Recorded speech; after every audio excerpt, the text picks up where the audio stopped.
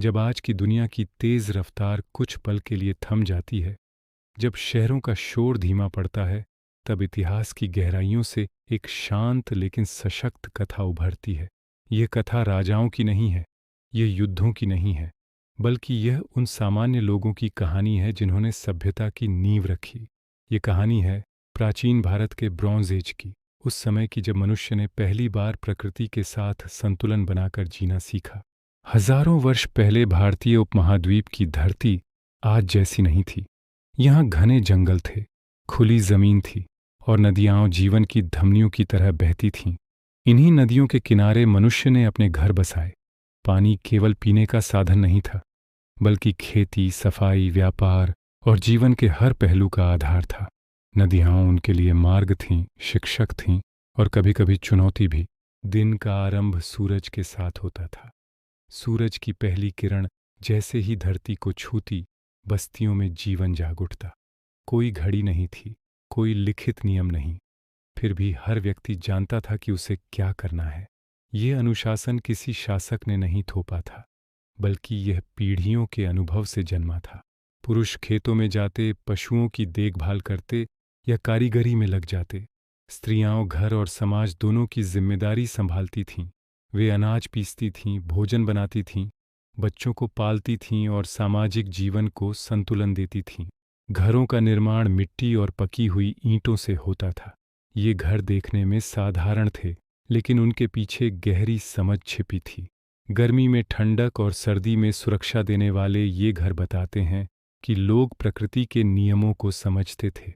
हर घर में पानी रखने के घड़े, अनाज संग्रह करने की जगह और रोजमर्रा के उपयोग की वस्तुएं सुव्यवस्थित ढंग से रखी जाती थीं। यह व्यवस्था दर्शाती है कि यह सभ्यता अव्यवस्थित नहीं, बल्कि अत्यंत योजनाबद्ध थी। बच्चों का जीवन खुला और स्वतंत्र था।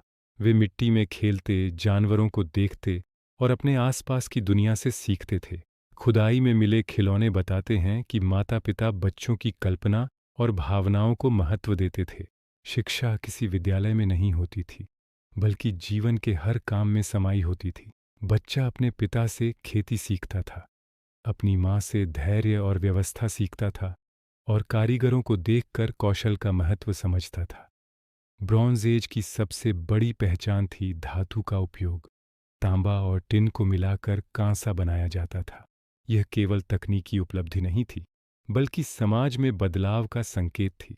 मजबूत औजारों ने खेती को आसान बनाया, शिकार को सुरक्षित किया और जीवन को अधिक स्थिर बनाया। कारीगरों का सम्मान बढ़ा क्योंकि उनके हाथों में सभ्यता की प्रगति छिपी थी। वे केवल मजदूर नहीं थे, बल्कि अपने समय के वैज्ञानिक और कलाकार थे। खेती में सुधार के साथ उत्पादन बढ़ा और अतिरिक्त अनाज उपलब्ध होने लगा। यही अतिरिक्त अनाज समाज को आगे बढ़ाने का कारण बना। अब हर व्यक्ति को खेती में लगे रहना आवश्यक नहीं था। कुछ लोग व्यापार करने लगे, कुछ शिल्प में निपुण हुए और कुछ सामाजिक व्यवस्था को संभालने लगे। धीरे धीरे समाज में विभिन्न भूमिकाएं उभरने लगीं, लेकिन यह विभाजन कठोर नहीं था। हर भूमिका एक दूसरे से जुड़ी हुई थी। व्यापार का विस्तार दूर दूर तक हुआ। नदियाँ व्यापार मार्ग बन गईं। नावों के जरिए वस्तुएं एक स्थान से दूसरे स्थान तक जाती थीं। मिट्टी के बर्तन, धातु के औजार, अनाज और मन के न केवल वस्तुओं का आदान प्रदान थे, बल्कि संस्कृतियों और विचारों का भी प्रवाह था। यह सभ्यता अकेली नहीं थी, बल्कि बाहरी दुनिया से जुड़ी हुई थी। स्त्रियों की स्थिति इस समाज में उल्लेखनीय थी। आभूषण, चूड़ियाँ, हार और श्रृंगार की वस्तुएं ये दर्शाती हैं कि सौंदर्य और आत्म अभिव्यक्ति को महत्व दिया जाता था। स्त्री केवल परिवार की धुरी नहीं थी, बल्कि सामाजिक संतुलन की संरक्षक भी थी। उसकी भूमिका जीवन को आगे बढ़ाने वाली शक्ति के रूप में देखी जाती थी।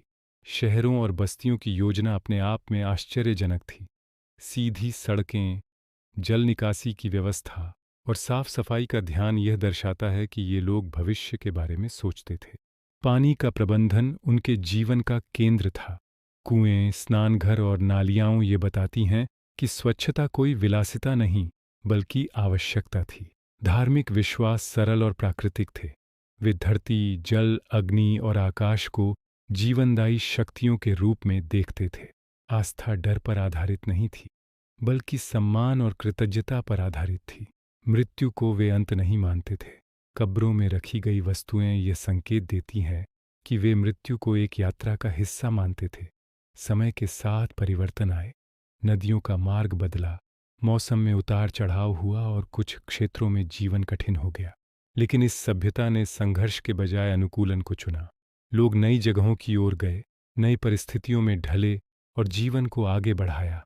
कोई अचानक विनाश नहीं हुआ, बल्कि एक शांत परिवर्तन हुआ। प्राचीन भारत का ब्रॉन्ज एज हमें यह सिखाता है कि सभ्यता केवल ऊंची इमारतों या शक्तिशाली शासकों से नहीं बनती। सभ्यता बनती है सामान्य लोगों के अनुशासन, सहयोग और प्रकृति के साथ संतुलन से। यह कहानी केवल अतीत की नहीं है, बल्कि आज की दुनिया के लिए एक संदेश है कि प्रगति तभी सार्थक होती है जब वह मानवता और प्रकृति दोनों के साथ तालमेल में हो।